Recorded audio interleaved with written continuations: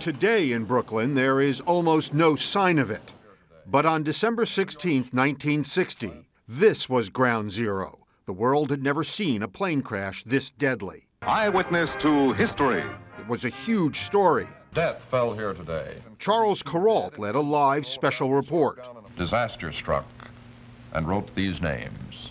134 people died when a United jet ripped the top off a TWA plane in snow and fog over Staten Island, New York. Both planes crashed to the ground, burning.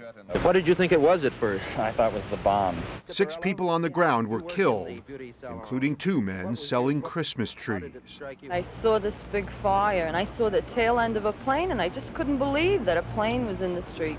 Nobody is really sure where the 2 planes were at that moment. The government later determined the United flight was 11 miles off course Turn left to 305. and modernized the air traffic control system to keep closer track of airplanes. There was one survivor of the crash in Brooklyn. An 11-year-old boy, Stephen Baltz, somehow crawled from the wreckage.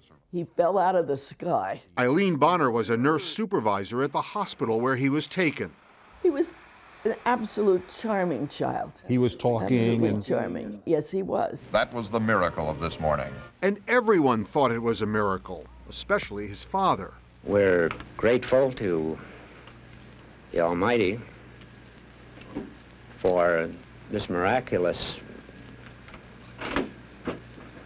thing that has happened. We now know, through the horror of hindsight, that gratitude was premature. Stephen Baltz, who was found here, died the next day. His lungs had been ruined by smoke and fire. There's a plaque in the hospital where he died with some coins, still scorched, that Stephen had in his pocket. One of the few remaining memories of a Christmas season a half-century ago when death and fire poured from the sky. Richard Schlesinger, CBS News, Brooklyn, New York.